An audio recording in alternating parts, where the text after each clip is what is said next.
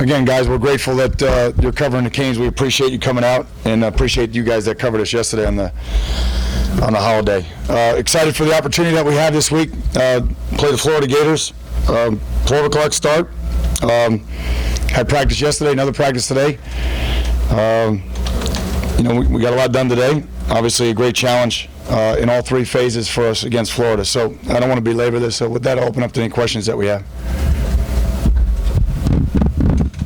You talked all the players into a man. They all said there won't be any trash talking on the field. No, I'm sure there won't be.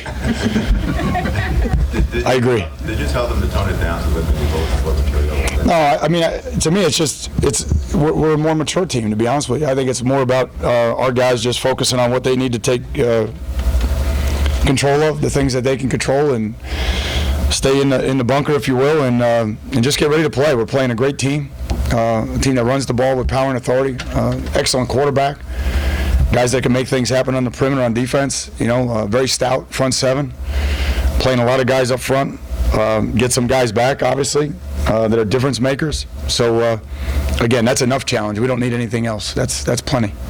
Obviously, these guys, from what we've heard from them the last couple of days, taking a very business-like approach, serious approach to the game, which is the way I'm sure you want it. But how do you let them use their emotions that they're going to feel, when they run through the smoke and hear the crowd? How do you get them to use their emotions for the positive rather than affect them the other way? Yeah, I think they'll be ready. Like I said, I hope we don't have to, convince them that it's going to be a big game or that's going to be fun or anything. They know what it's all about. The key, though, is to have poise and not hyperventilate in the beginning, and then now you're shot. We just need to have some poise and use our maturity. And it's nice to say that word. It's nice to say that we have some maturity and some experience, and just just keep our composure. Al, will Deion ultimately be kind of up to Deion? It's kind of, he was a little bit better today, Tim. It's kind of right there. It's we're getting close. But it's also that time of the week where it's either in or out, So, again, that's we're being supportive of Deion, and he's setting the pace, when he's coming back, and when he's ready, we're ready, and it's as simple as that. So just to be clear, if he comes to you today, tomorrow, whatever, and says, I'm ready. Yeah, it's going to have to be today, because we're going to have to prepare for tomorrow, and then he's going to have to be able to go. That's again, he's a bright young man. He's medically cleared. He was better today than he had been. So again, that's going to be up to him. But I would say it's a game time.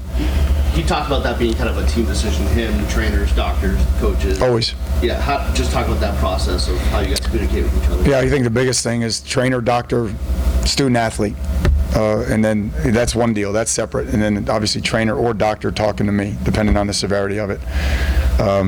So in this case, it's really at the trainer, student athlete level. It's just doing the little things daily, to get him well enough to go in the game, and we're close. Al, it's top 10 team in state rival. Is this a benchmark game for your coach?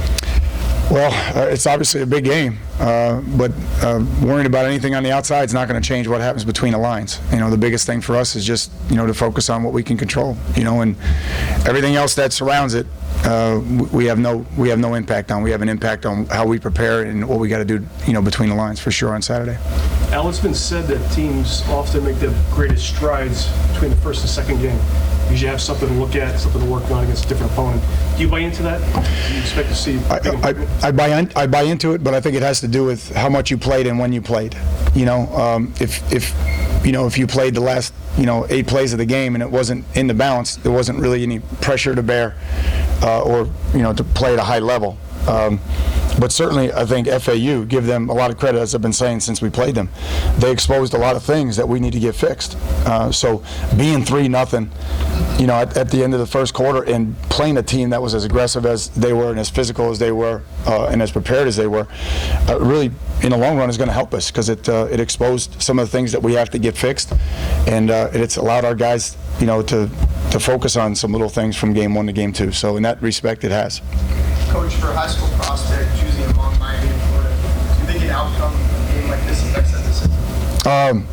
again, the things that go into the decision-making process these days, I would say yes, that it does. But there's so many other variables. There's so many other variables that go into it. The school, the style of offense or defense, comfort level, distance from home. I mean, there's so many different variables. This is just one, but it doesn't hurt losing this game. The third down, lack of success, I guess, does that go back to, say, lack of success on first and second down? Yeah, I don't know what that is, by the way. I have no idea. What The March of the Valkyries? I mean, does that go back to more consistent play, say, on first and second down? Sure. Well, I would say yes, and I know that was one of the issues last year. I don't think there's any question. Was the distance that we were in. We were in very manageable distances on Friday night and didn't convert. So we got to throw and catch better, and we weren't as sharp as we need to be, and that's it. No excuses, nothing. We protected well, except for I think one time. But other than that, we have to throw and catch the ball better. We need to be more precise on our routes. And again, that starts with me. We have to make sure that we get that done this week in practice. But it wasn't a function of being in a lot of 3rd and 11s and 12s.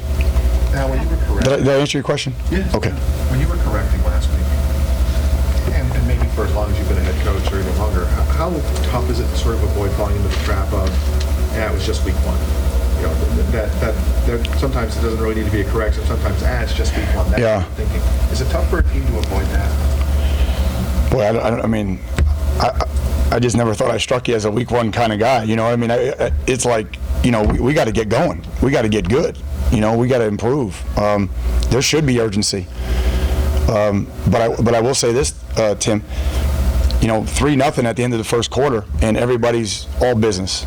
There's no, hey, it's not supposed to be like this. Or everybody say, the only way you start to build a lead or score is by executing, by taking care of business. So I think it's a good question, but the reality of it is there has to be urgency, and there has to be focus from now until the season's over. That's it. Everybody's got to give up something. Got to sacrifice something for us to achieve our goals, and everybody's got to execute their role. That's one of the things.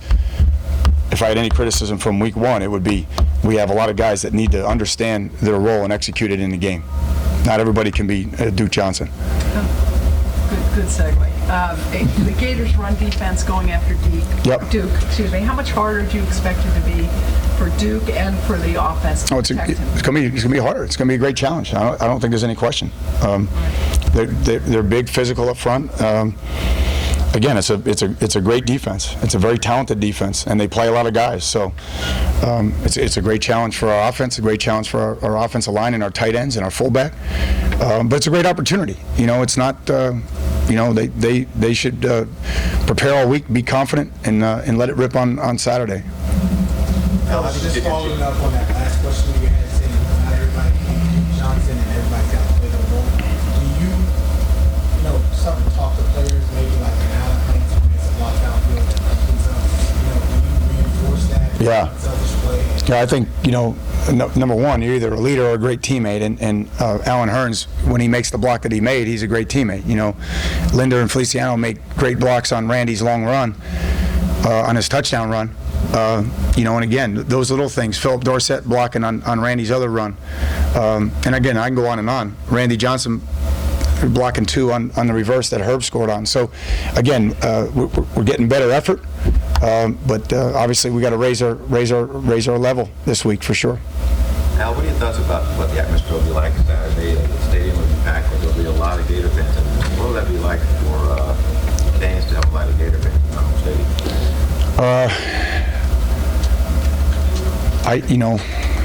There's a lot of things I'm worried about today. I'm not worried about the Gator fans that are going to be in Sun Life. If they got some tickets, good for them. But we're excited about our fans that will be there supporting us, our student body who came out really well last week, and our fans that came out really well last week for an opening game against FAU. I was really pleased with that. So again, it's at the end of the day.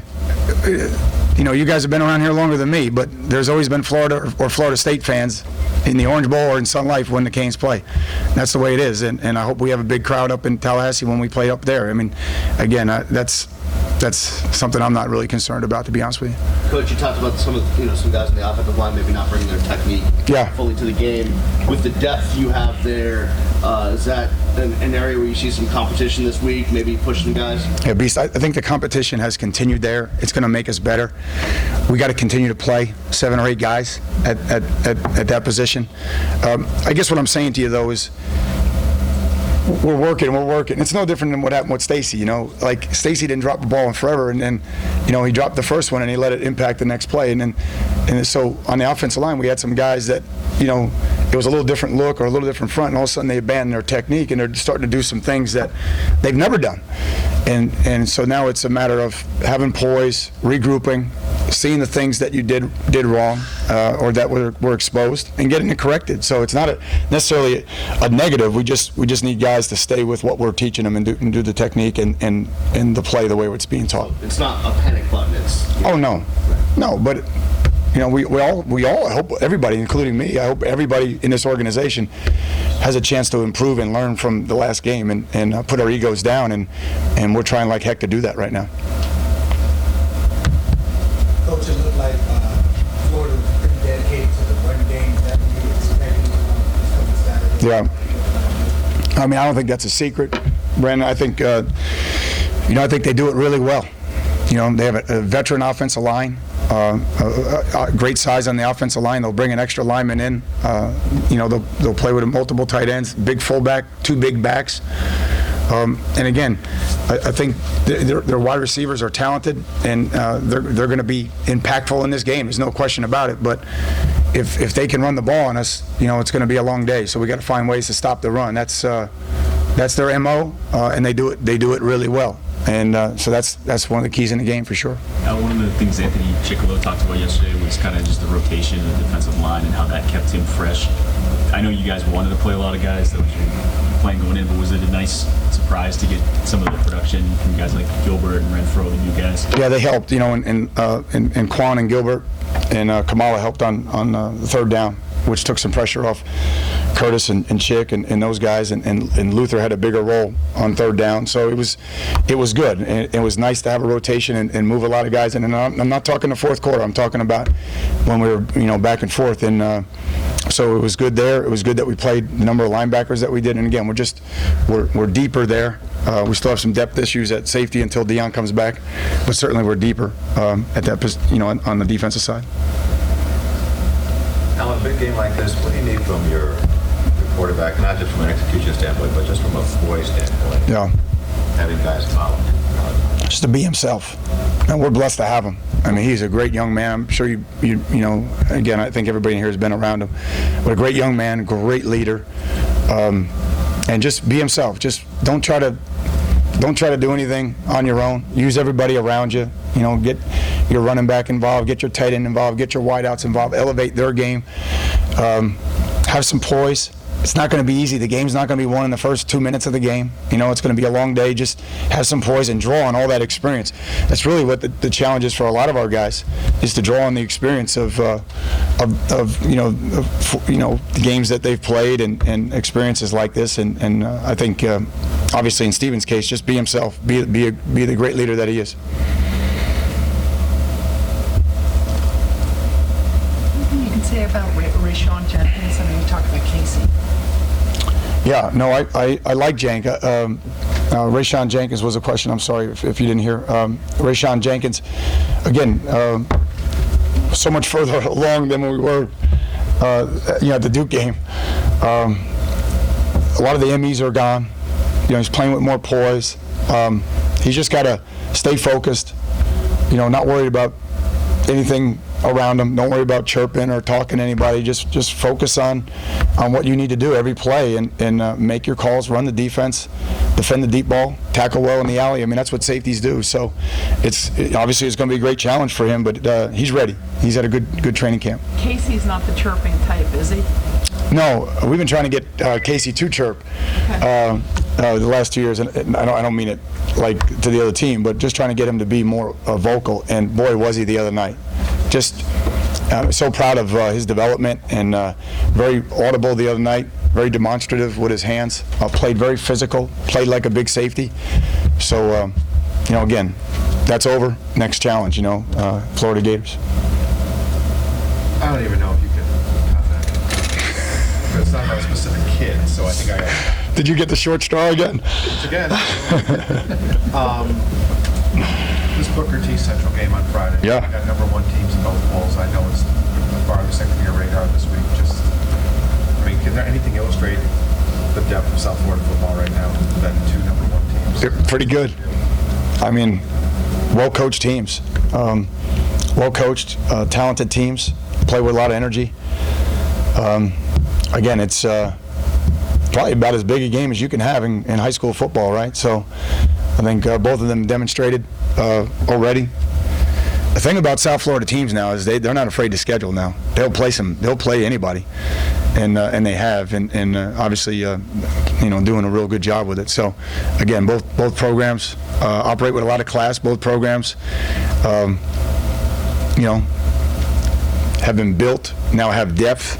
A lot of kids are in the system now, or in the pipeline. So it's not just one class or anything like that. So should be an exciting game for sure.